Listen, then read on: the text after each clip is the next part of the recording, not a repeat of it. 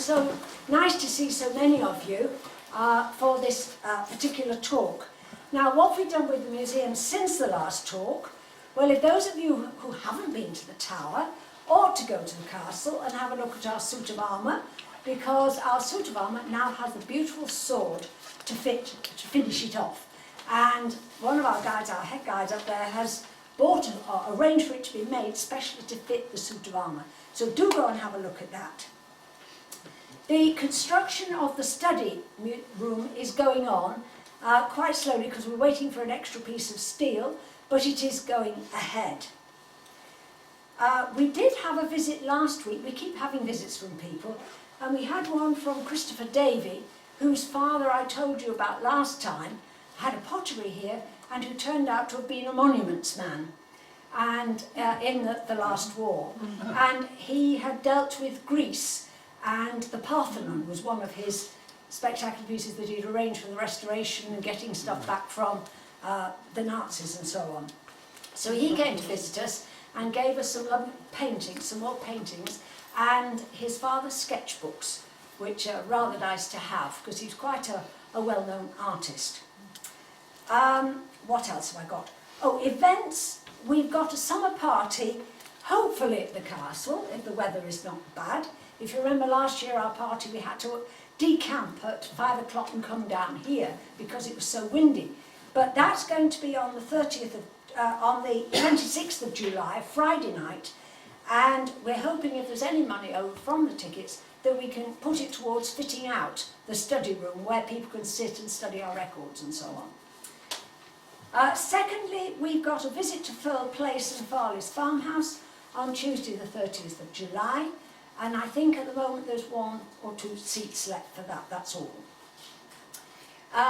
The third one is the Children's Day.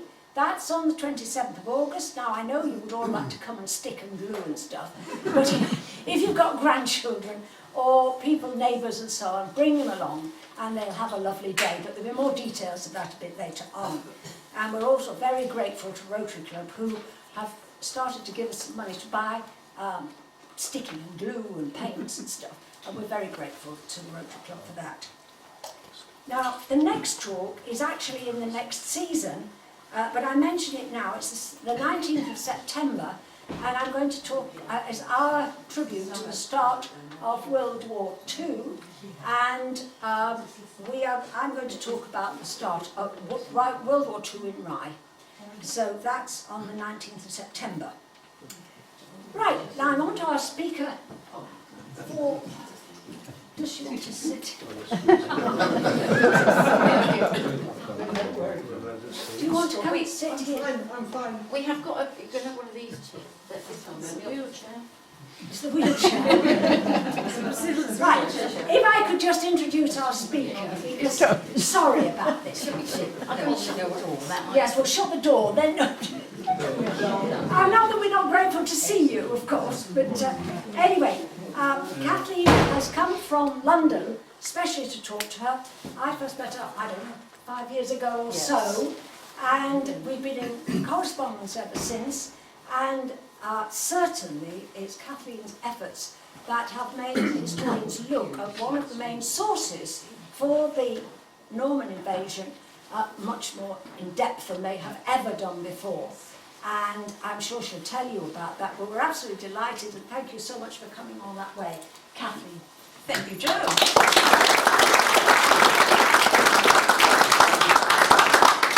Yes, I first met Jo when I started tramping around the Breed Valley, trying to figure out the topography as it would have been 1,000 years ago, and met Philip Merricks. And Philip thought my idea was interesting, but perhaps eccentric. And so he had Jo brought over as a sanity check to see whether I made sense. And he still doesn't believe it, because he's got 2 judges and 3 magistrates here tonight. But it was a bit loopy of me to say that we've had the geography wrong for 500 years. On the other hand, science and archaeology and geography and geology all seem to indicate that there might be something to it. And in any event, I'm sticking to my guns on this one. I think that the Norman conquest happened in the Brede Valley and not at Hastings and Pevensey, possibly not even at Battle, although I'm agnostic on where the battle was. None of us knows. None of us has ever found it. After 150 years of archaeological investigation, we'll still probably not know for another few years yet. Right. I am a science-based historian. I like science. I like evidence. I mean, it's nice to believe things because you want to believe them, and most of us do. We like believing the things that we grew up being taught. But if you went to a doctor with abdominal pains, and he said, clearly, you have an excess of bile from an imbalance of humors, and I will take out this limpet and attach it to you and let it drain you of a pint of blood. And when you've been drained of a pint of blood, you'll feel better in about 2 weeks. How many of you hold out your arm? Right? No, you go and find a doctor that's got modern diagnostic methods, modern treatment methods. So I don't understand why there's a resistance to questioning Victorian history. Victorians had a lot of imagination, but they also had a German royal family that was commissioning the histories. And they rewrote almost everything to write out the French, write out the Danes, write out the Anglians, and make everybody a nice sappy Saxon. Which made Prince Albert very, very happy. And he got taught in all the schools. But it's not actually very good history, and it doesn't really reflect the way England evolved and developed from a series of maritime invasions that go back probably 4,000, 5,000 years. And that's what the DNA and the archaeology is beginning to explain to us. So I think I'm not quite on the bleeding edge of where we're going with history, but I am, I think, being rational and saying, let's look at the evidence, let's think it through again, because maybe there's actually a more interesting story to tell than the one we learned in grade school. I'm going to start with a very 2019 picture. This was taken in April from the International Space Station. And I love this picture. I've loved this picture since I first saw it because it shows where the Vikings wanted England. It must have been taken at low tide. Any sailors here? Come on, this is Rye. Yeah? You know this is low tide. Why? Because you can see the sandbars. And where did the Vikings always invade?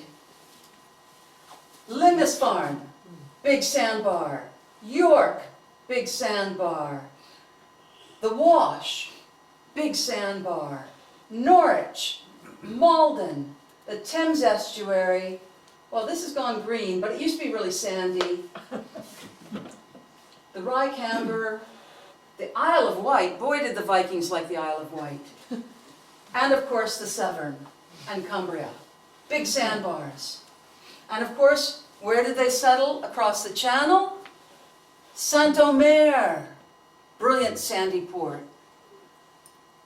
Saint-Valery-sur-Somme, sandy estuary on a very dangerous coast. And of course, Normandy. Because, hey, they liked it so much they settled there. They even named it. So, what I like about this picture is that right now, 2019 today, we can see the 11th century explained by the topography. And it's a maritime topography that's important. The land's nice, I like the land. But one reason I started translating the Carmen was I knew immediately from reading the previous editions that they'd gotten the navigation wrong. They might have been great Latinists, they might have been brilliant professors, but I could tell they had never stepped foot on a sailboat and never sat out in the channel in a storm. Because they just completely muffed the navigation. They also got the Siege of London wrong, which as a city banker upset me actually even more. So I fixed both of those in my translation, and tonight you're going to get the navigation. Right, in 2019 we have nations. We have something called the United Kingdom, and the Netherlands, and Belgium. But 1,000 years ago, we didn't have those. These kingdoms were definitely disunited.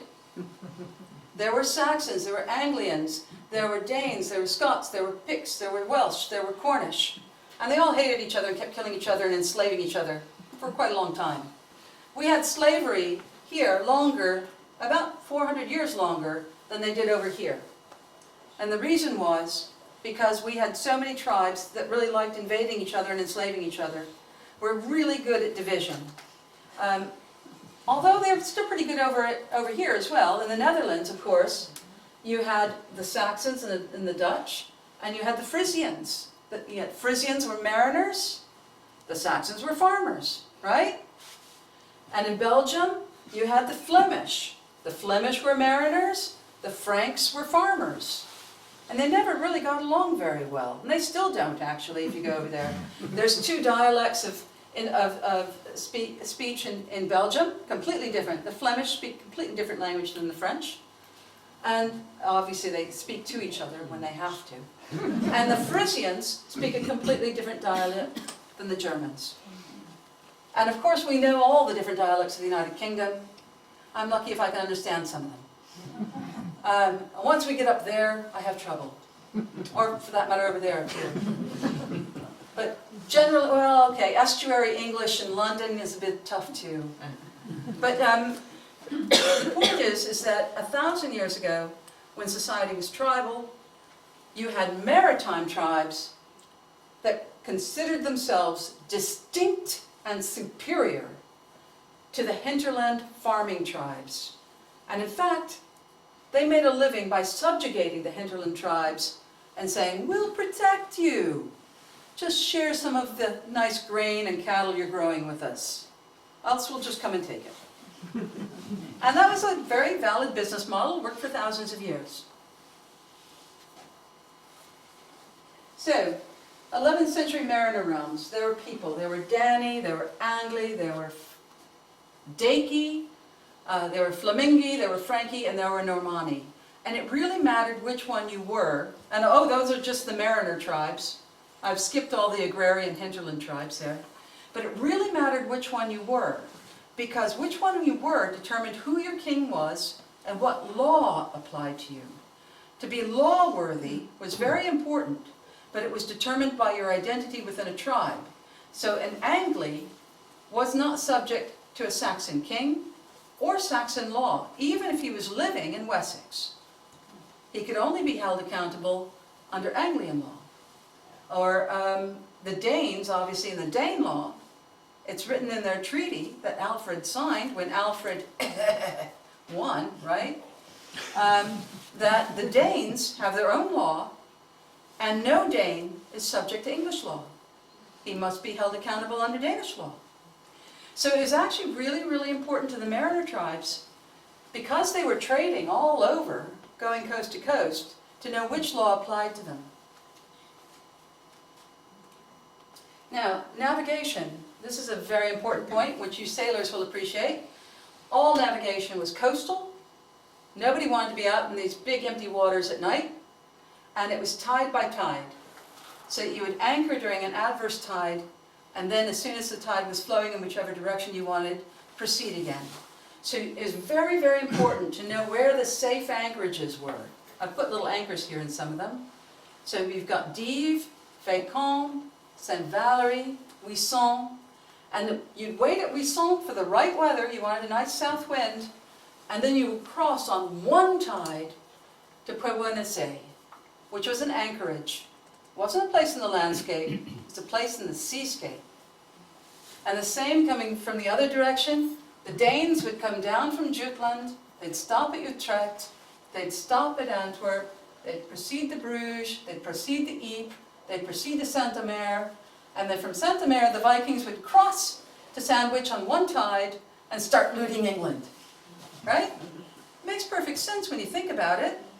It's the only low-risk way to do it, especially if you're in a ship heavily laden, either with a bunch of men, horses, and weapons, or in a ship heavily laden with very valuable booty that you've just stolen from the nearest monastery.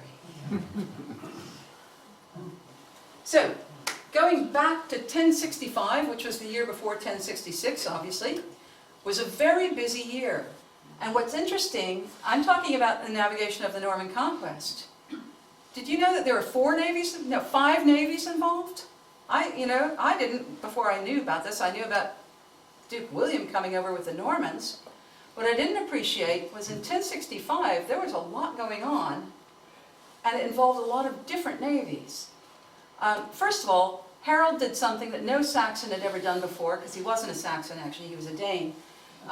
Earl Harald built a castle at Portskewett, Wales. Now Portskewett's a really interesting location, it's an island, and it's on the wrong side of the Severn. It's on the Wales side. So why was he building the first castle that a Saxon earl had ever built, or even a Danish earl, on the wrong side of the Severn? Because he had just conquered Wales, and he wanted to project his authority into Wales. But more than that, in 1064 he'd gone over to Normandy, and he'd seen all the stone castles in Normandy. And so he came back wanting what the Normans had, and he started building a castle in Wales. It didn't actually work out very well, because as soon as he left, Harald, Griffith's son, destroyed the castle, massacred all the English, and took all the goods. So that wasn't actually a very good experiment. And then all the northern Thanes rebelled up in Northumbria. They killed all of Earl Tostig's, who was Harold's brother. They killed all of his huscarls, all of his Danish mercenaries, and they seized all of his treasures. So there's some stuff going on in England, and it's not really peaceable. England, as I said, is very good at dividing itself, at fighting against itself, and that was already going on in 1065. They rebelled because Tostig robbed God first, and then despoiled of life and land all those he had power over. So basically what Tostig did in Northumbria is what his father and brothers had always been doing in the south. They robbed the monasteries, they robbed the churches, because that's where the money was. And there's a bank robber named Willie Sutton in America at the beginning of the last century, who, before they executed him, a journalist asked him, "Why did you rob banks?" He said, "Because that's where the money is." So that's exactly why you would rob monasteries. There were no banks in the 11th century. Nobles were expected to travel around either fighting or collecting taxes. So they used monasteries that they founded as secure places to keep their treasures. As I said, there weren't any stone castles. The monasteries were generally the safest, most secure buildings in a region, but that also made them nifty targets for robbing. So Tostig did in the north what his father and brothers had always done in the south, which is rob the monasteries and then kill everybody who didn't cooperate. It didn't go well with the northern earls, so they exiled him. Tostig was actually with King Edward when this happened, and it seems like Tostig was actually the favorite of King Edward. There's a Norse saga that says that Tostig was the older son, older than Harald, and that he had been made Edward's heir. Now that's probably not quite right, but it at least puts a new spin on the dispute between Harald and Tostig that's about to pop up, and sibling rivalry on a Viking scale. Right. So on the 1st of November, Tostig is expelled and outlawed by the rebel earls Morcar and Edwin, with Earl Harold's consent. So his own brother, as sub-regulus, acting for the king, exiled Earl Tostig. Tostig then went across the sea, and his wife with him, to the land of Baldwin, who was her brother, Count Baldwin of Flanders.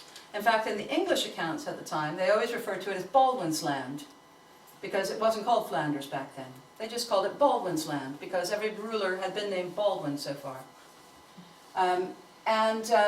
Tostig was married to Judith of Flanders, who was Baldwin's sister. She was also the aunt of Matilda of Flanders, who was married to Duke William of Normandy. So it all gets a bit complicated. Anyway, they go to Saint-Omer. Now I showed you Saint-Omer on that space map, didn't I? It was a really nice port, one tide away from England. Perfect place to muster a Viking fleet. So guess what exiled Earl Tostig's going to do? He's going to sit there and he's going to muster a Viking fleet to get his earldom back. And King Edward came to Westminster towards midwinter and had consecrated there that minster which he himself had built to the glory of God and St. Peter and all God's saints. And the church consecration was on Holy Innocents' Day, 28th December. And he passed away on the eve of Twelfth Night, a week later. And he was buried on Twelfth Night a day later, which seems a bit fast, in the same minster. So all of a sudden, Harald has exiled his powerful brother, who was married to Flemish royalty, and not long after, the king is very suddenly dead. And one thing that amazed me about moving to England 30 years ago was how long you take to bury people. They're around for weeks before you get around to it. But Edward, nope, bam, pop him into that minster as soon as he's gone. So 1066 is shaping up to be an even busier year. King Harald was crowned king, possibly by himself, possibly by Stigand, possibly by Ethelred of York. The accounts vary. But anyway, he gets crowned king very, very quickly, and without the Wheaton's consent, which is quite an important point. He only asked for the consent of the Wheatons, who are the elders of Britain, after he crowned himself. That's not the preferred order. So there's a question right away about his legitimacy. And then after that, Halley's Comet appears at Easter, an omen of doom. Everybody agrees on that, although some put it later in the year. It was definitely in April. And then Earl Tostig from beyond the sea came into White with as great a fleet as he could get. He's taken whatever wealth he and his wife and his brother-in-law Baldwin could square up, and they've hired a big mercenary fleet of Vikings. And he brings them back to Britain, and this first target is the Isle of Wight. What did we see around the Isle of Wight? Great big sandy shoals. What a perfect place for a port. And when you have a port, you have tolls, you have market tolls, you have felony, charging ships to anchor there. You have a lot of money in coin, because all of that had to be paid in coin. And that means he targets the wealthiest pot of gold in England, and he robs it. Actually, it says here that they voluntarily gave it to him. It seems like Tostig was actually pretty popular. Wherever he went, people actually voluntarily gave him provisions and gave him treasure. Lovely. He must have been very charming. So he was given both money and provisions, and he did harm everywhere along the seacoast until he came to Sandwich. So what he's doing is his brother Harald has exiled him. Harald is Earl of Wessex and Kent. So Tostig's kind of ticked off about being exiled, and he raids all along this coast in every single one of these rich estuaries in his brother's earldom of Wessex, and does as much harm as he can, because he's stealing the money from his brother. And then he took men and ships from Sandwich, some willingly, some unwillingly, and turned north to the Humber, and there raided Lindsey. And we'll stop there for a moment, because in the meantime, Harald has woken up that his brother has raided his earldom and looted all of his treasuries, and now Harold's a bit ticked off. So Harald raises a big army and a big fleet, and he puts out for Sandwich. Well, Tostig sees his brother coming and moves up to Lindsey, but there, the earls that ousted Tostig decide, okay, we've outlawed you, we don't want you back. And they actually come there and they drive him out. Now Tostig's got ships by now that are very heavily laden with gold and silver, so actually he's kind of keen to preserve it, and so he carries on up the coast. He goes to Malcolm, a Norman king of Scotland. All the Malcolms were Norman. Emma of Normandy, when she came over in 1002, wow, she was queen for a long time. Emma of Normandy recruited Normans to settle up in Scotland and be kings up there.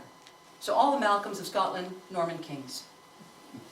And because Judith's niece is married to the Duke of Normandy, practically family. So Tostig goes up and stays with Malcolm III, and Malcolm, as I said, everybody's nice to Tostig. He must have been super charming. Malcolm gave him safe passage and provisions and let him live there all summer. Right, meanwhile, what's King Harald done? He's done something pretty silly. We'll see it in a minute, I'll illustrate it. But he's mustered all the fleets of England, from the Thames, from the Severn, from the Medway, from the Wash, and he's got them all sitting on the Isle of Wight, or on the south coast, all summer. Because somebody's told him that the Duke of Normandy is going to invade. Now he will, of course, but not just yet. And in the meantime, all of these mariners are sitting there, not trading, not raiding, not getting rich. In fact, Harald didn't even pay them. One rule of military service for medieval armies was we don't work without pay. But Harald, he didn't seem to get that one. Because he had the fleet there all summer, and when the men's provisions were gone and no one could hold them there any longer, they were allowed to go home on the 8th of September. As the fleet left from around here to try and get back into the Thames estuary, a huge storm blew up in the channel and many of the fleet were lost. Now I think actually that was in some ways more important than Harald having to march on down from York, because he lost his best soldiers in those ships. Those ships would have had the best warriors in Britain in them, because the best warriors were the sea warriors. And they had lots of heavy equipment, they had horses, they had weaponry, and they would have been in those ships. So I think actually losing the fleet, which only gets one line in the Anglo-Saxon Chronicle, was a very important loss. Many perished before they came there. Then when the ships came home, King Harald from Norway came by surprise into the Tyne with a very great raiding ship army of 300 ships or more. And Earl Tostig came to him with all the ships he had got, just on the Ouse up to York. So you've got King Harald from Norway with 300 ships, you've got Tostig coming down from Scotland with at least 100 more, and they're sitting in York. King Harald went north day by day and by night, as quick as he could gather his army. But Earl Edwin and Earl Morcar fought the raiding army and made great slaughter, and there many of the English people were killed and drowned and driven in flight, and the Norwegians had possession of the place of slaughter. And this battle was on the vigil of St. Matthew the Apostle, 20th of September. So that's Fulford Bridge. The English lost, Tostig and Harald Hardrada won, and they agreed a truce. Then King Harald went to Hastings. Oh, nope, we're missing a battle there. We're missing Stamford Bridge. We'll get there in a minute. So, the spring raids of Tostig Godwinson. He comes out from Normandy, or sorry, from Saint-Omer in Flanders, to the Isle of Wight. He goes around to Sandwich, he goes up to Norwich, and then goes up to York. And then part of his fleet, because they're carrying so much gold and silver, says, right, we're good. And they go back to the Viking coast of Flanders. And the other fleet that stays with Tostig goes up to Scotland. King Harald Hardrada comes over from Norway. And as I said, he didn't just cross over from Norway to York, no. He came down the coast, down Jutland, through Saxony, down the Frisian Islands, and then somewhere probably around Utrecht, he crossed Norwich, because you can do that on one tide, and it's pretty safe. And then he went up to York. No, first he went up to the Tyne, sorry, that's why that big loop is there.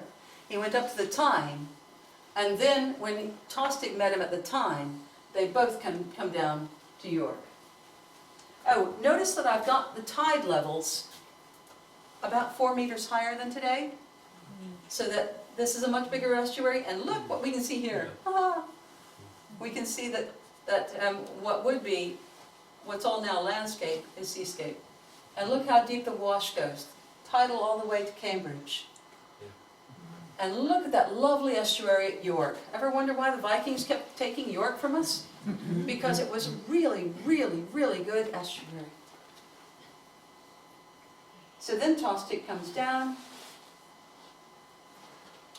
and some of the Viking fleet, after the defeat at Stamford Bridge, some of the Viking fleet is allowed to go home.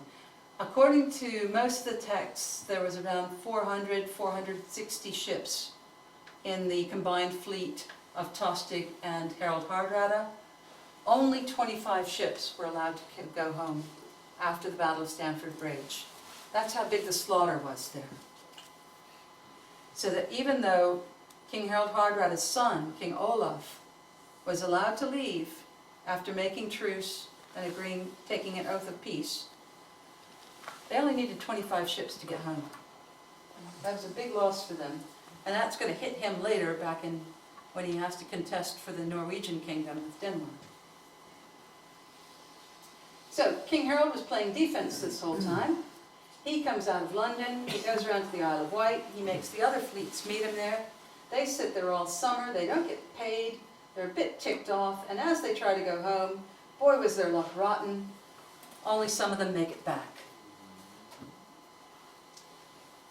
And then he hears about the invasions. He's got to scrape together what fleet he can, get up to York, fight the battle at Stamford Bridge, win it, yay, because he was, well, tricky. He only ever attacked people at night by surprise. Harald didn't like fighting fair. He would always attack people at night by surprise. It was his favorite way. He'd done it in Wales a lot, and he did it again at Stamford Bridge. They weren't ready for him. They weren't expecting him because he'd raced up there so fast with his armies, and he managed to catch them by surprise after they'd collected all the treasure of the tribute, which Harald, he did it again. He's got this big pot of treasure that's been collected by all the northern earls and thanes and all the northern cities. Does he give it back to them? No. He doesn't even share it with his army. He takes it for himself. He locks part of it up in York, and he starts bringing some of it back to London. And the armies were really kind of, well, not happy with that. Because as I say, first rule is we don't work without pay. And that's twice now that Harald has led big forces and not paid them. That's probably going to have an impact sooner or later. So he comes back to London, and he's able to bring a lot of the Danish fleet with him, because the Norwegians had brought 400 ships over. They only took 25 home. That leaves a lot of ships. So Harald has actually made good some of the losses from the London fleet by bringing ships from the Norwegians down. So the Battle of Stamford Bridge. Now this is actually quite interesting when you look at it from a topographic point of view, because the Romans did something kind of clever. The Romans only put bridges at the furthest extent of tidal inundation. You know how the tide comes in further in the spring and the fall, right?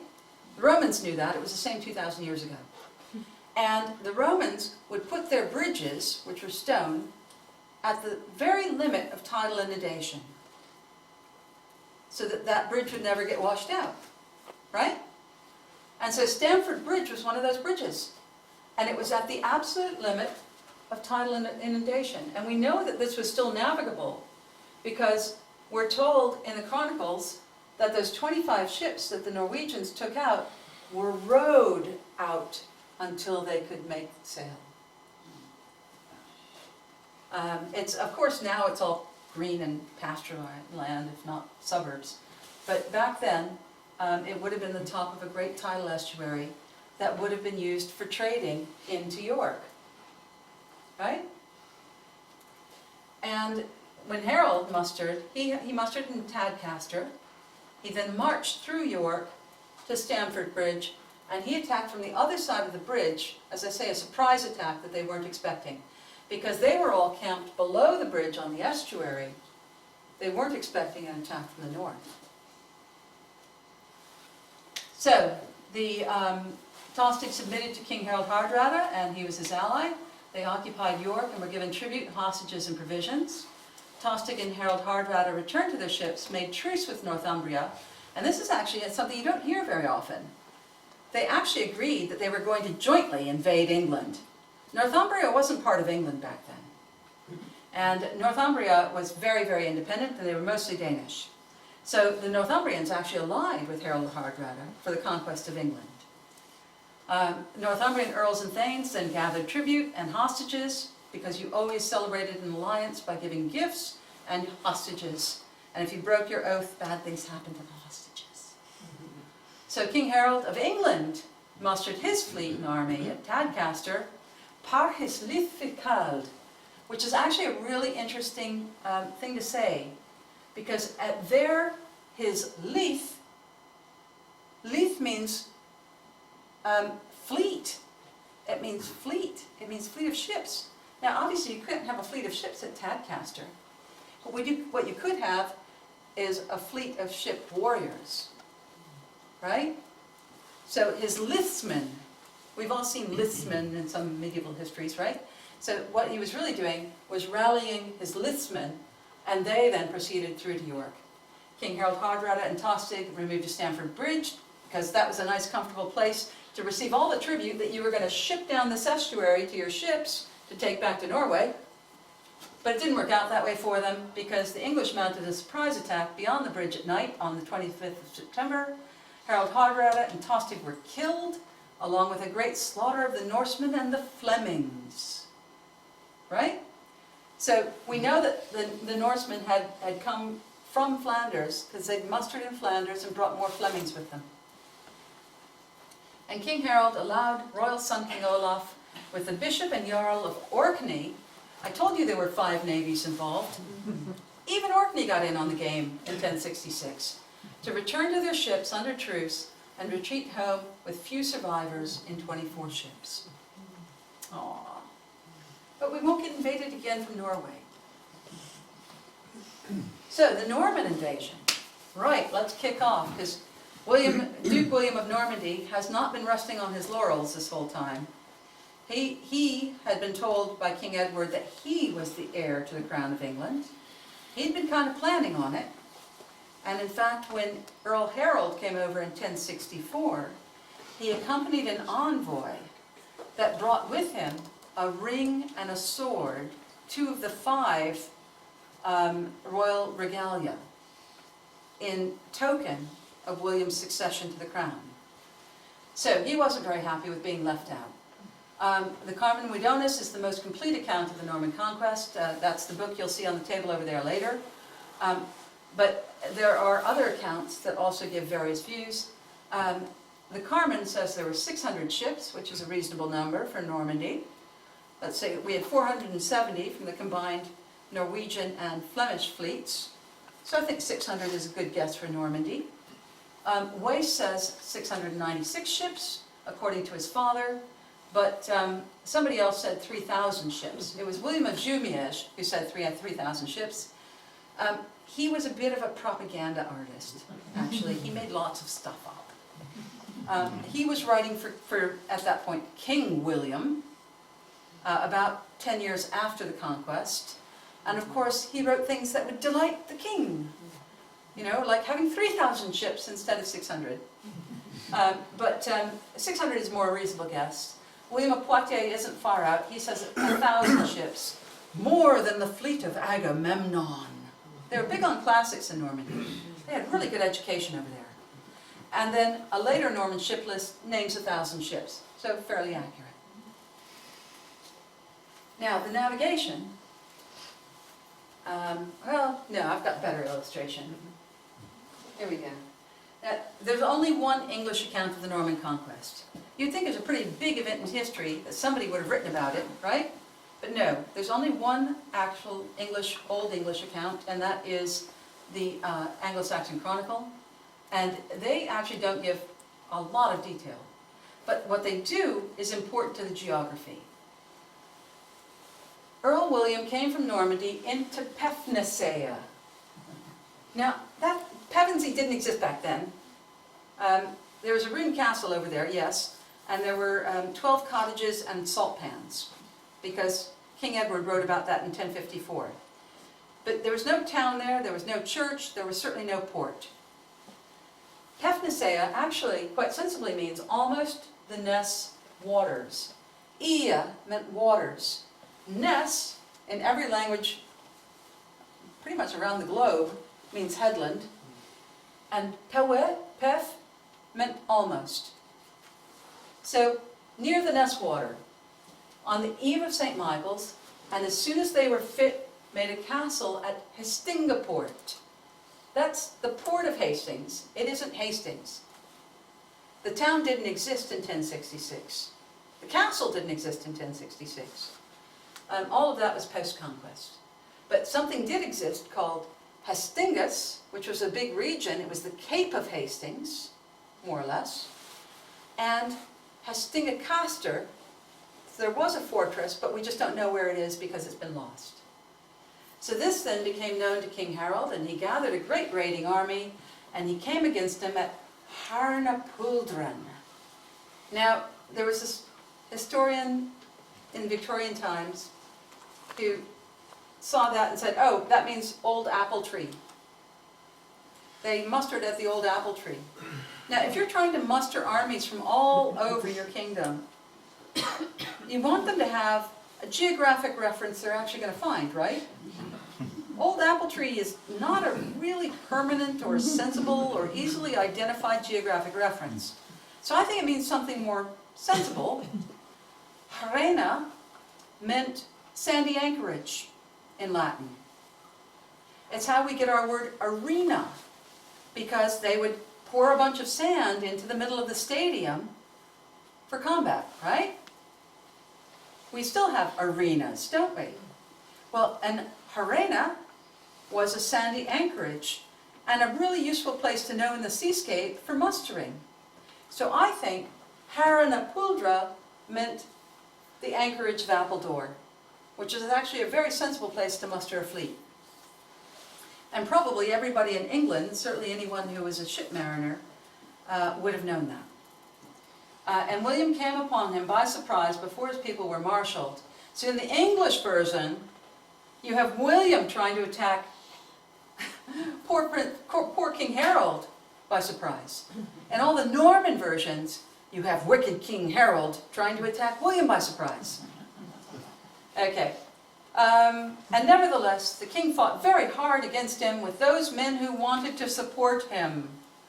Well, having not paid for the fleet in the summer and not paid the army for Stamford Bridge, I'm guessing that wasn't everybody. And there was a great slaughter on either side. There were killed King Harald, Earl Leftwyn, his brother Earl Gurth, his brother, and many good men. And the French had possession of the place of slaughter, just as God granted them because of the people's sins. Always blame it on the people. It's all their fault. If they'd behaved better, God would have done that. Well, there is, of course, a much fuller account of it, and that is the Carmen Redonis. And that one gives a lot more detail.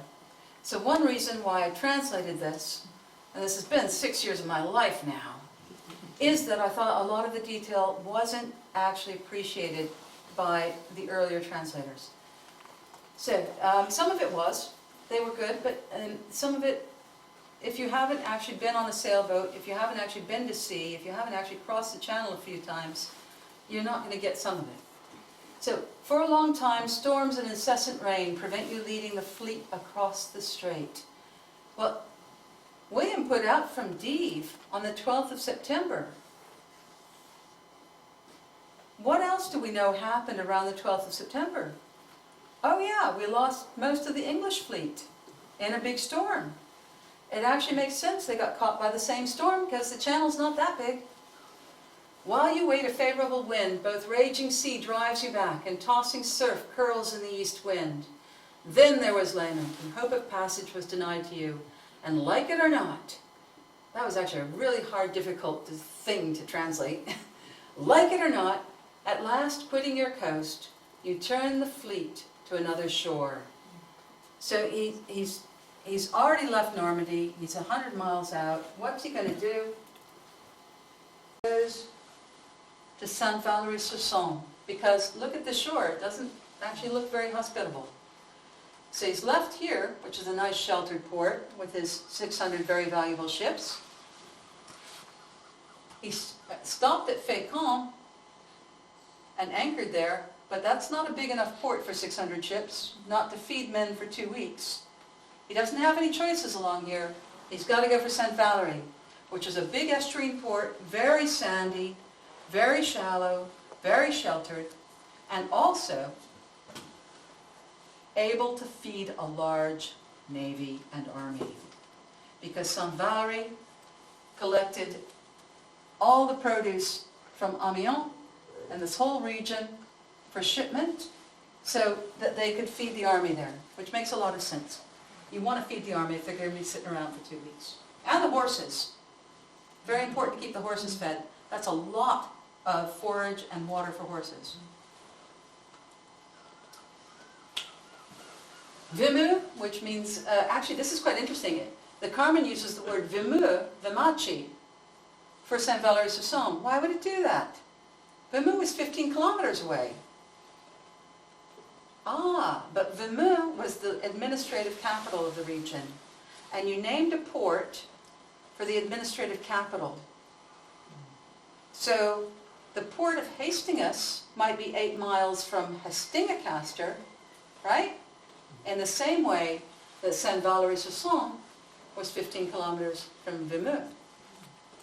Vimeu is said to have been a port from ancient times. The name of the waters which surround the port is the Somme.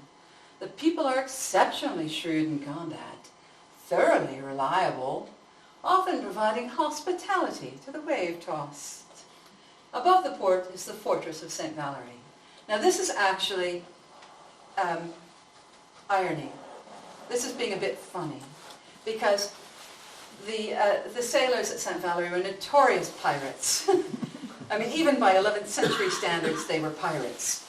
And they used false lights, and they used every trick in the book to wreck ships and slaughter the crews, steal the cargo, and they only kept alive anybody that was worth ransoming. So that was the hospitality that they offered. But I'm guessing that with a fleet of 600 ships and some very heavily armed Normans, they were willing to be more accommodating. Here the delay was long and irksome for you. For 15 days you occupied those regions, awaiting aid of the Supreme Judge. Visiting the Church of the Saint devoutly, you offer prayers to him, redoubled by chastity, while you watch by which wind the weathercock of the sanctuary is turned. Couldn't help noticing the weathercock on top of the castle. Yeah? Those were very important, and there was certainly one at St. Valery. If the south wind should blow, you go back joyful. If suddenly the north wind shifts and hinders the south, you wet your face in streams of flowing tears. Well, maybe not. You had been forsaken. It was cold and foggy, and the sky was shrouded in cloud and rain. We all know how that feels, right?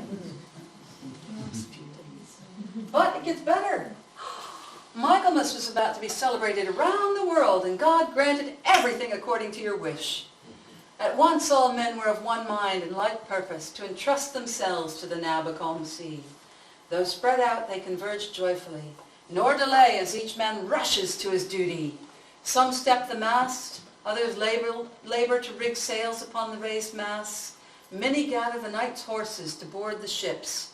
Others hasten to stow their weapons. A mob of infantry takes to their places in the fleet, no differently than a flock of doves settles to its dovecote. Isn't that lovely? Oh, imagine how great the sudden uproar in that place, when mariners take up their oars and knights their arms. And sounding the trumpet, you order the rest of the fleet to leave the shore and prudently strike for the depths of the sea. Hitherto moored, the sterns cast loose from the shore and take to the open sea in orderly procession. The days now short, the inclined sun was already setting when your flagship, in the lead, set the course. That's the flagship. When dark night overspread the sky in gloomy shadows and the veiled moon denied to you her services, you overspread the waves with glowing torches. No differently than constellations, refill the heavens in place of the fallen sun. This is a lantern on his ship. Each of the ships had a lantern at the mast so that they could direct themselves in an orderly flotilla across the channel. As many as were the ships, so many are the lights you scatter. The lanterns raised on mast by their wide cast light guide the sails on a straight course through the sea. Now, isn't that a lovely detail? But fearful, lest the dark night impose losses on your men and the wind roil the sea in contrary gusts.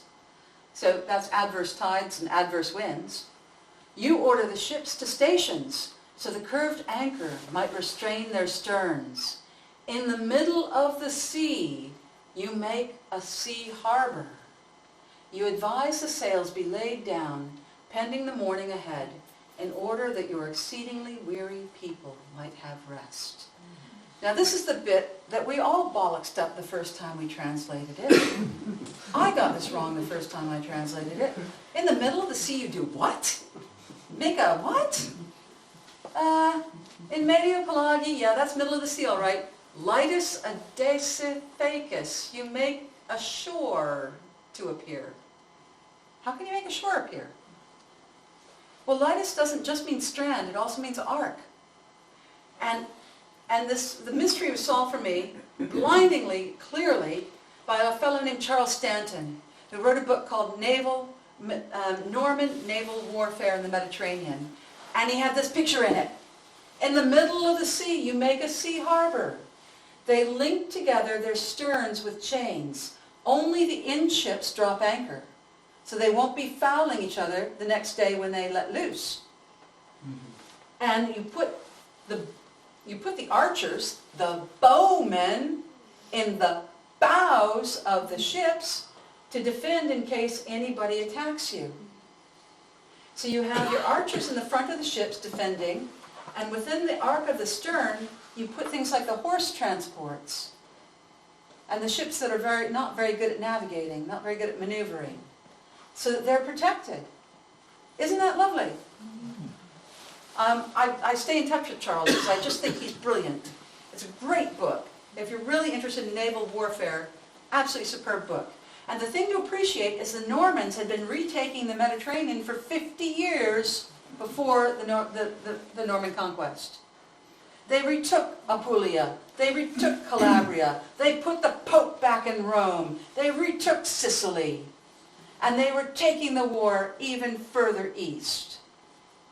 They were really good at this. But in the 1050s, they had a problem with their supply network because Godwin and Harald had taken the Norman port in England that had most of their iron mines.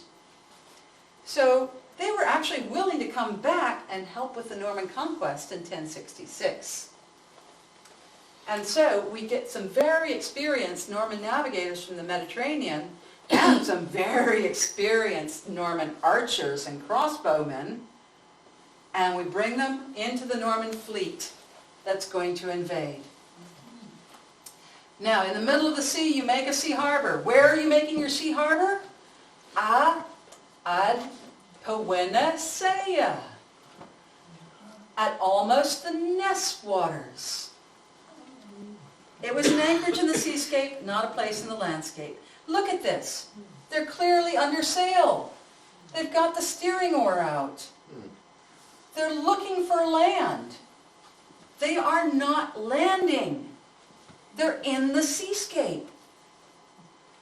It's obvious once you know it, right? So, they came out of port at St. Valery on an outgoing tide, because you can only come out of port on an outgoing tide, right?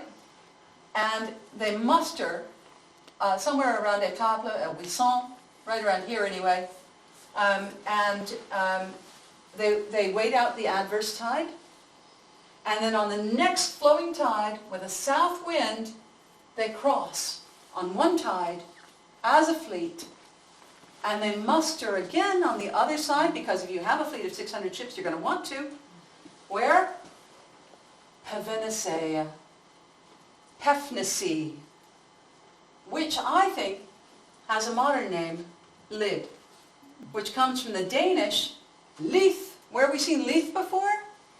Ah, King Harald had a Leith, didn't he? Yeah, it's a Danish word. It means fleet. So I think Lid is now where they mustered in 1066. Because it would have been 4 meters deep of water back then. It would have been a nice sheltered anchorage behind Dungeness, right? It would have been a great place to do a muster. Get everybody organized, let the sailors sleep for a while before you proceed in.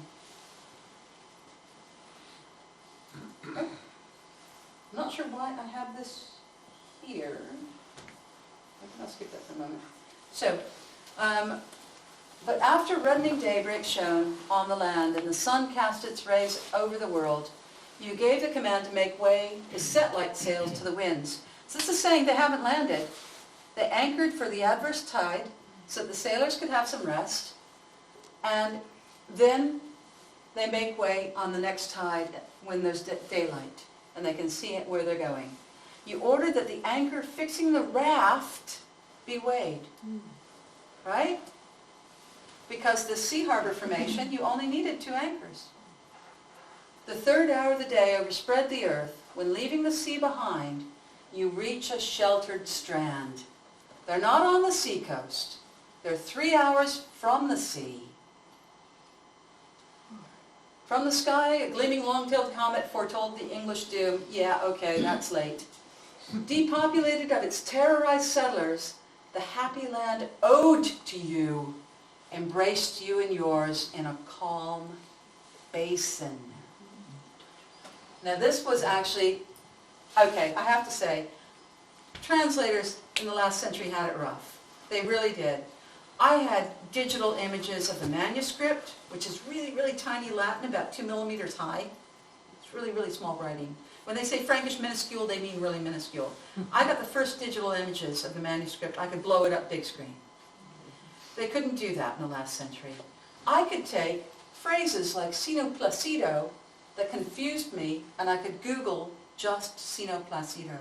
And guess what? It turns up in a couple of Roman texts. It means a broad, placid basin where the whales mate.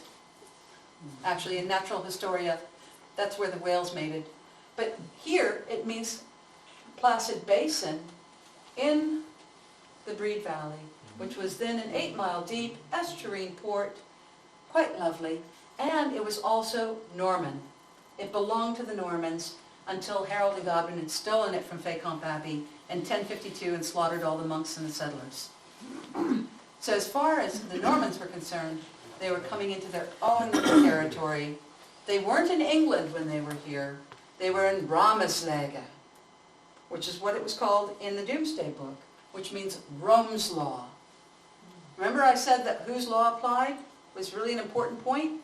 This wasn't part of England, because English law didn't apply here. This was Ramesläge, and it was Norman.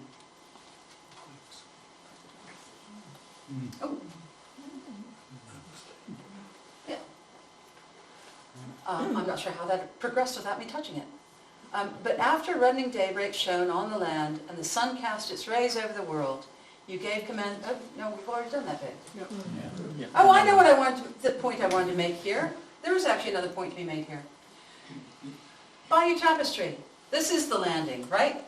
Look at this. This is definitely a landing.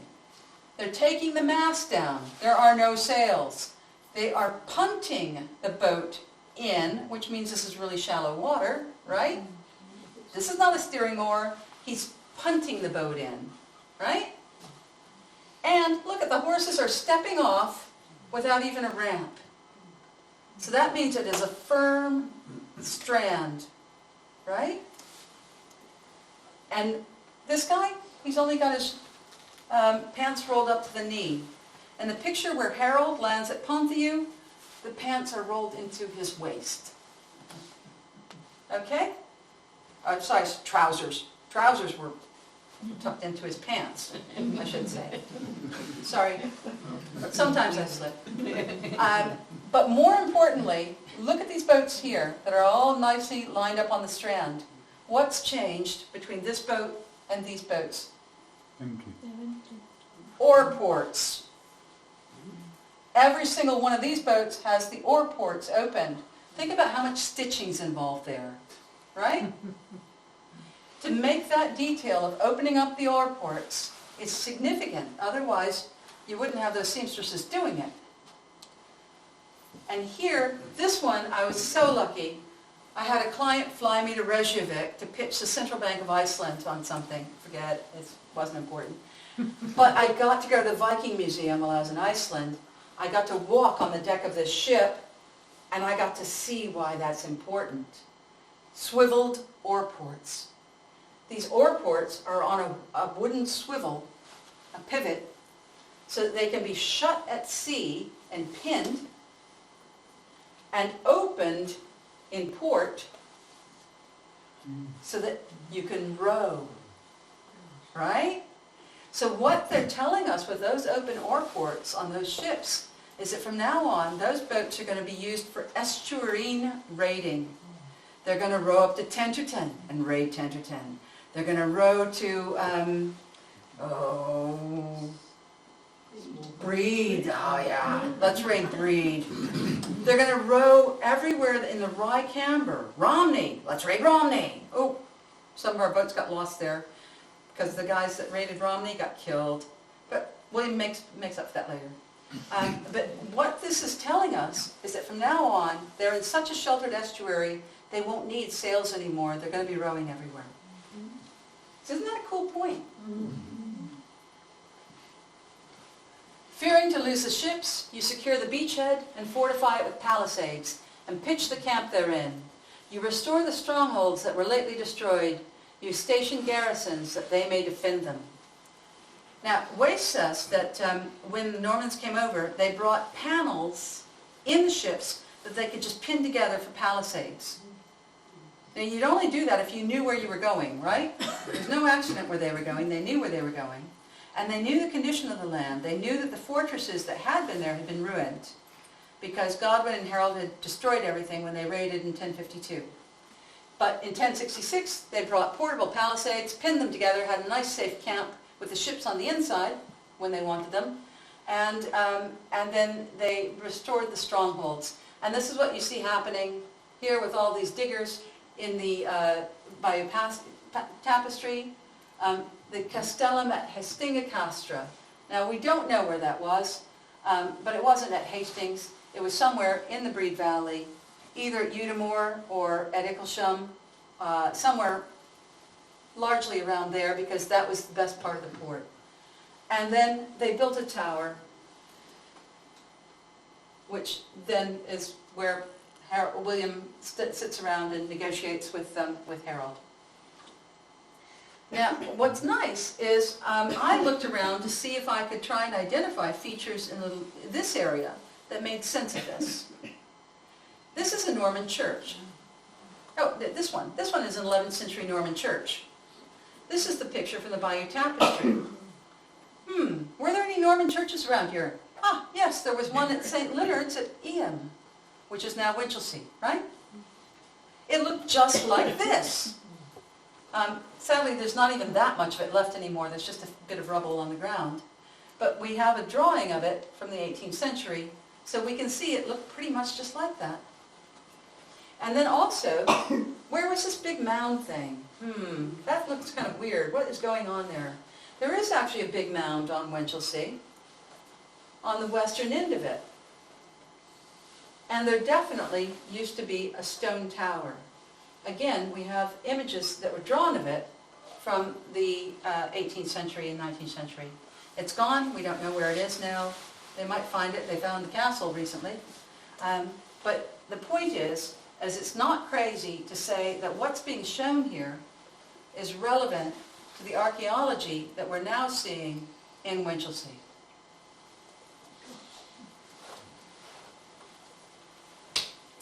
Not much space has been occupied by your men in peace. They invade the countryside, they lay waste, and they put to the torch. They are Vikings. No wonder, because the foolish peasants defied your rule, the guilty die justly and go to annihilation. And here, of course, we have it in the Bayeux Tapestry. They're riding their horses. So clearly, wherever Hastings was, for them to raid it, it wasn't at the port. The port was remote from the town. So just as St. Valery was remote from Vimeux, the port at Winchelsea might be remote from Hestingacaster.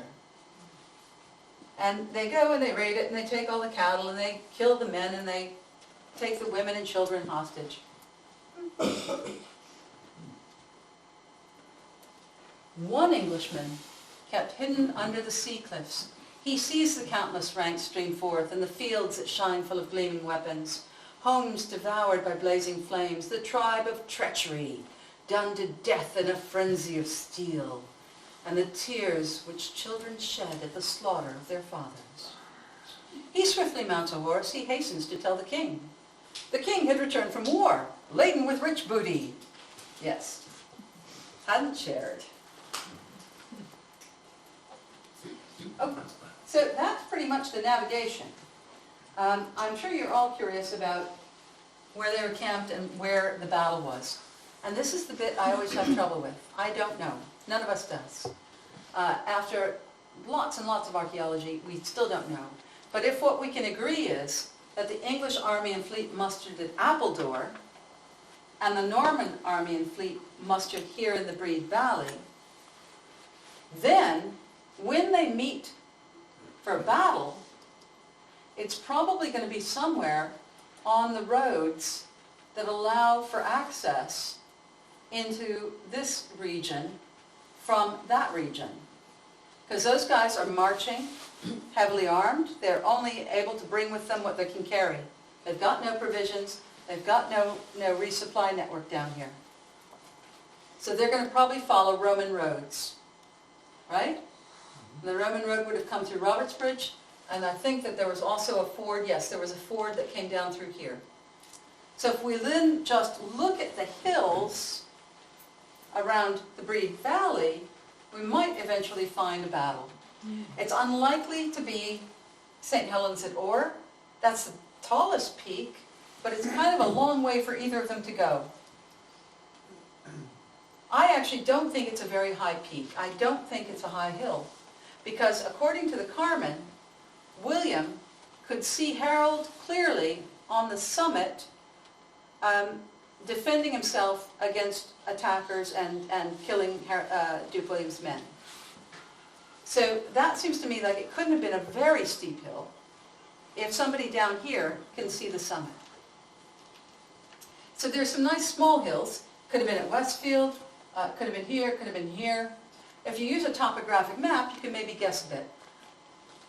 Everybody join in this game. Because eventually we will get it right. It could even have been at Battle. But again, that seems like a weird place to go to if your two camps are there. Right? I don't say it wasn't at Battle, but there's no evidence for it after 150 years of intensive investigation. Even Time Team couldn't find it, and they end up saying, yeah, maybe it's under the roundabout. I change my mind on this a lot, so I'm not going to give a prediction, because I've made various predictions and I keep changing my mind almost every year. Someday we will find it, but my guess is that it will be on this side of the ridge, and it will be close to a Roman road. Because both armies were on the march when they met, and Harald took a hill. Suddenly the forest poured forth the English battalions, and the columns rushed from cover in the woods. Nearby to the forest was a hill, and a neighboring valley, and the terrain lay uncultivated for its ruggedness.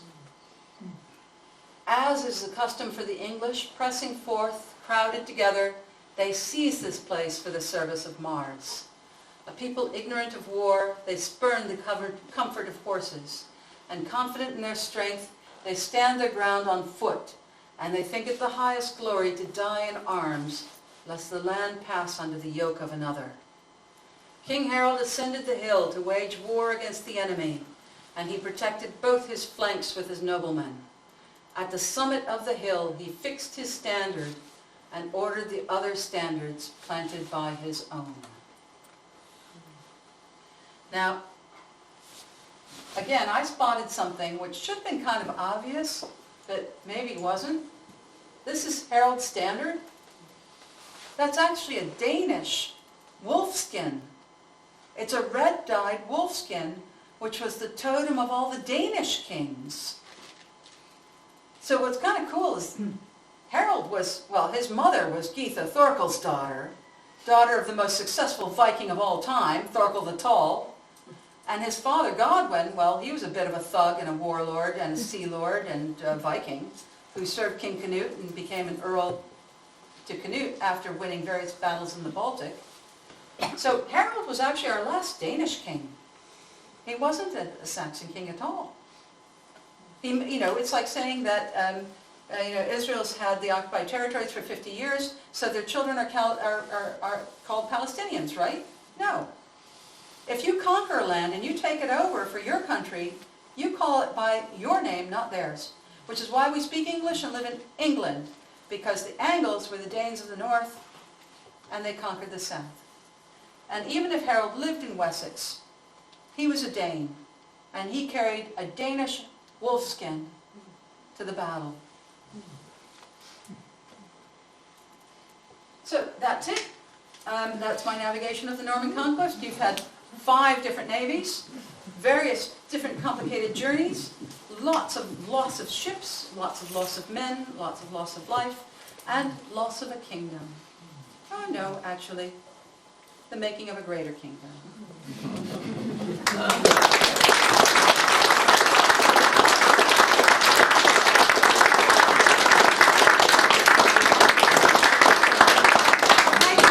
Kathleen, that was amazing. Lots of food for thought, and I'm sure there's some questions if you ask. I'm happy back. I think we're on the question slide. Yes, I'll take questions. Questions, anybody? It's really just a point of information. You mentioned the Arcadians. I think it's just worth pointing out to the audience that up until the middle of the 15th century they were actually subjects of the King of Norway anyway, and ecclesiastically they were part of the bishopric of Trondheim as well. Oh, I didn't know that. And that went round the corner. The bishopric was Trondheim and Sodor. Sodor included the Outer Hebrides and what's now northwest Scotland. They were so important to navigation because what I said about it all being tide to tide, you needed the Orkneys there to get from Dublin to Norway.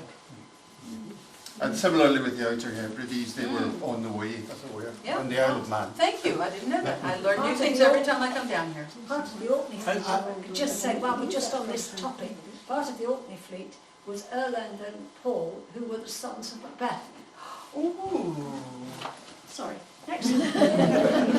I've always thought that the abbey at Battle was built there because that was the site of the battle. Is there anything about the foundation of the abbey there that casts any light on I can actually explain this one. This is great. I figured this one out 2 years ago.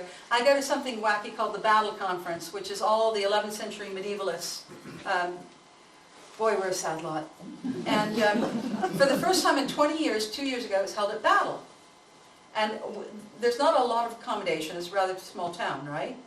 And we're a lot of medievalists. So they put us up in the school. So I was in a shared room with 3 other medievalists in the school, actual school building, looking out the back, which is towards where the old abbey used to be, but now, of course, it's just an outline on the ground because it was lost in the Reformation. And from my window, I could see the windmills on Winchelsea Sands. I thought, oh, that's curious. I wonder what I would see if I went up to the tower. Because they had just that year opened the gate tower to the public. And I went up the gate tower to the roof, and I realized why Battle Abbey was where Battle Abbey was. It was the first thing you saw as a sailor sailing into port between Rye and Winchelsea. And right now, if you go to the Queen's Head pub in Nicholsham, and you take the footpath from the parking lot, Yeah. over the little stile, down into the bottom of the Breed Valley. From the middle of the valley, look up and you will see Battle. It shows very clearly through a cleft in the ridge. Right. But if you were a sailor on a ship coming into that port, you would have seen the gleaming golden spires of the abbey. And that's why Battle Abbey was where it was. And yes, in the 12th century, they hired a foreigner to come over and sex them up by saying that's where the battle was. And that's the Battle Abbey Chronicle. It was it's somewhat exaggerated. They've done a dig in the field at Battle and found nothing. Has anybody thought of digging the Breed Valley up? I'd like to. Yeah. I've been trying to get a port archaeologist interested in it. Right now, Natalie and her crew are so captivated by the castle in Winchelsea, they're not interested in anything else.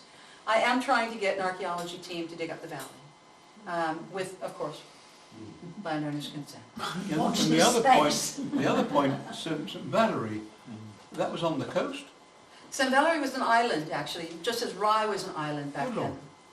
It had a causeway, which at low tide Yeah. communicated to the mainland, just as the Okay. causeway from Rye communicated to the Udimore Bridge. And Bruges was the same. Yes. Good Lord. Yeah. Well, Bruges actually was canalized. The Yeah. Baldwins put a canal around it. Yeah. Yes. Well, it's really a question almost for Joe rather than you, Kathleen.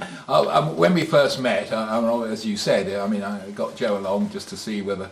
And after you'd gone, Joe determinedly said, well, historians know that William didn't land at Pevensey. I've always said Now, can I just say, clearly, we've all done our history and we've been told that.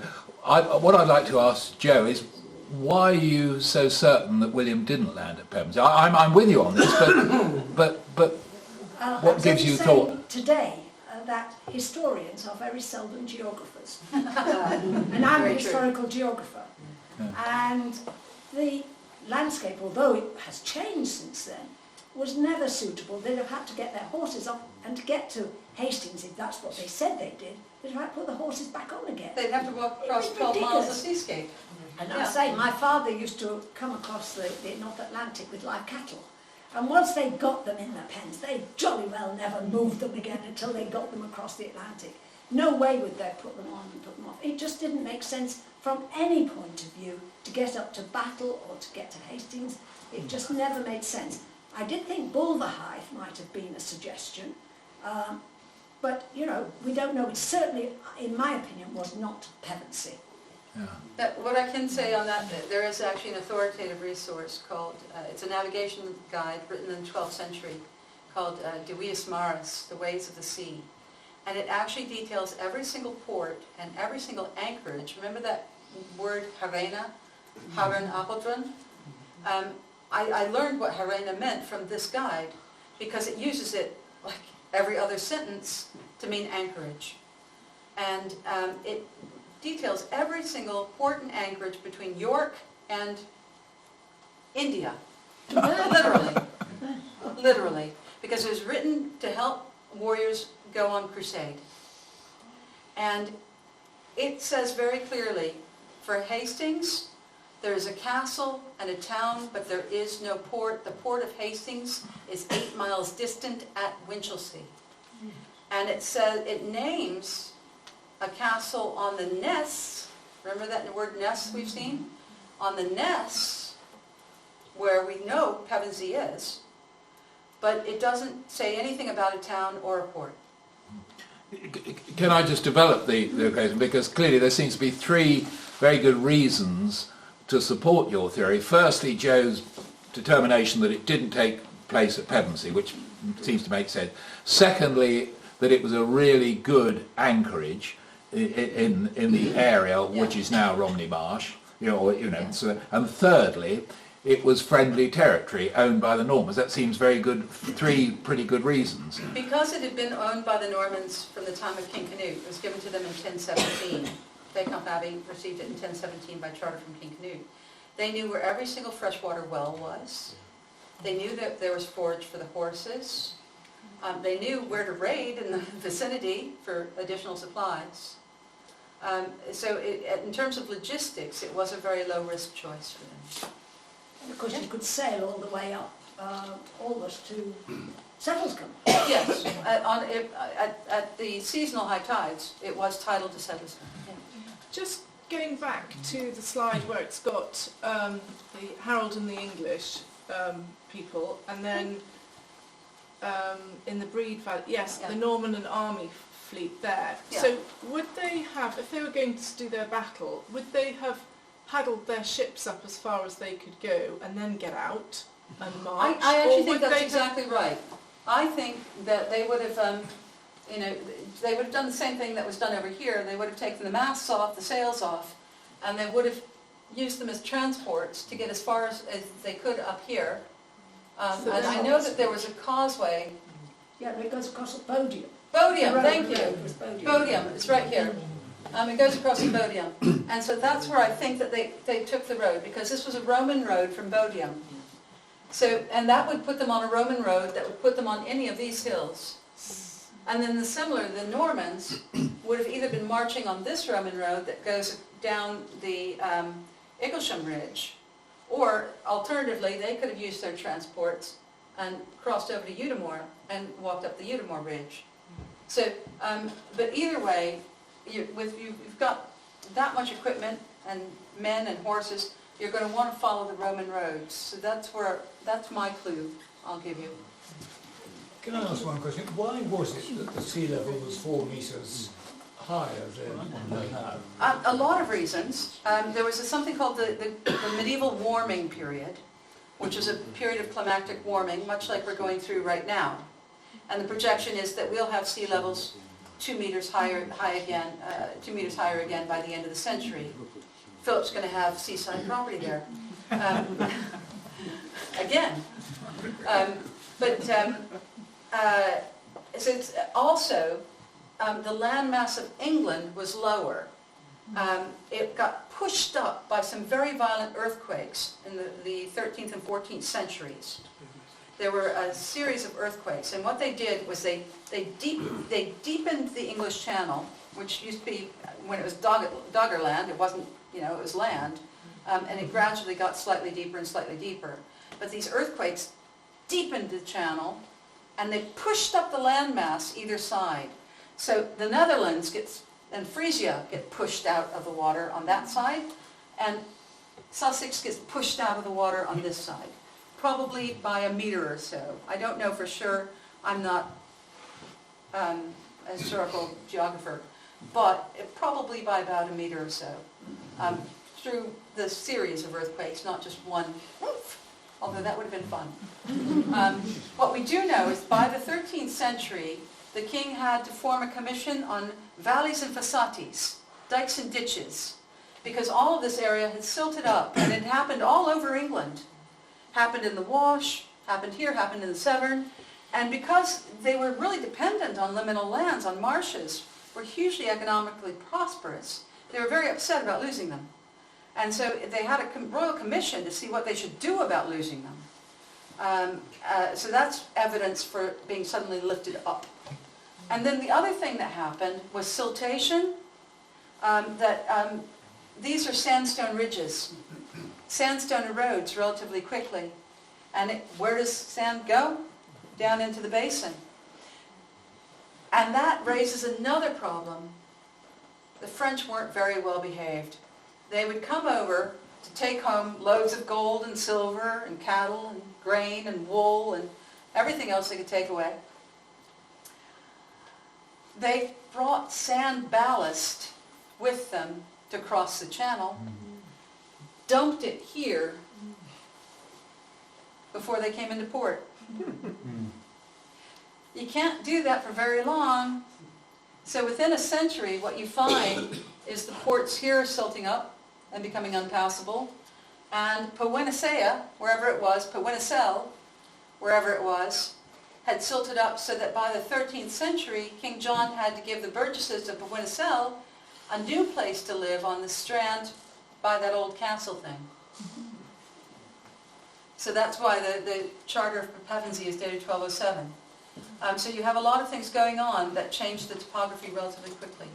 The 13th century had huge storms as well, which Massive. knocked away old Winchelsea. Well, we lost Old Winchelsea, we lost Old Hastings. Yeah. Yeah, as an inhabitant of the Kingdom of Lindsey, in Foster in this region, to do with sea level change, of course, you had the effects of what they call isostatic and eustatic change of sea level, with the ice melting in the northern region. I'm just going to mention one point about one of your earlier maps, where you projected a 4 metre level of sea rise generally. Yeah. Of course, on the Lincolnshire and Yorkshire coast, it wasn't the case because the sea was much further out to sea then. So it wasn't a nation-wide No, level. sadly, I don't have the ability to create my own projections No, of the landscape back then. I'm sure somebody will do it better, Yes. but I've made a start. Yes, no, it's very good thinking. Just a point. Thank you. Any more questions? Yes. My school history book said that Harald came down, marched down Yes, to Hastings. You are saying he came down by fleet. both. Both. It is. The records do say that he led a land army from London, so he did walk down, or at least he rode a horse. He tended to ride horses when he could. But also, he would have needed to muster wider armed forces from all over England. And as I said, back then, anytime before the 15th century, your best warriors traveled by ship. Absolutely. They were sea warriors. Land armies weren't ever much good for anything. So the sea warriors from Lindsey, from Yorkshire, from the Wash, from Norfolk, from Suffolk, from Essex, the sea warriors from up the Thames, which at that time was tidal all the way to approximately Windsor, actually. Windsor, let's say Windsor. I think it was tidal to Windsor. My house is on the Thames, 4 locks above Teddington. I had tidal water last year. It was only about an inch, and it was only for 2 days. But it was because of storm surge at the spring high tide. Yeah. So that the water under my boat was tidal for 2 days. And that's 4 locks up from Teddington at Shepperton Lock. So, you would have had a lot of warriors coming down from there. Certainly from the Severn. Harald had 2 bases for war fleets in the Severn. So all of that would have been converging on Haranapuldra, the nice sandy arena of Appledore. Right, well, thank you for that. Any more questions? More questions?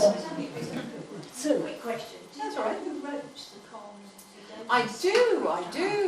I was possessed by him for 3 years. A bishop named Guy de Amiens, Bishop Guy de Amiens, or Guido, or Guido, as you prefer. I have to say, if you have a choice between demonic possession and episcopal possession, demonic possession is going to be a lot more fun because the bishop just makes you learn a lot of Latin. But I got 86% on my King's College London Master's exam in Latin. So. Anyone else? Last question. I think they can speak to you over coffee or Okay. tea, but do you want to say something about your book? Oh, yes, I have a book for sale. And you're going to get a very steep discount on it because I'm going to flog it cheap because I'm about to republish a new edition. So I feel guilty if I charge the full price on it. So I'm going to have the big color books at half price for £10 and the little tidgy black and white books, which aren't nearly as nice, for £5. So please buy a book and enjoy. The color ones are really worth it because the topographic maps make much more sense in color. Well, thank you again very much for a very interesting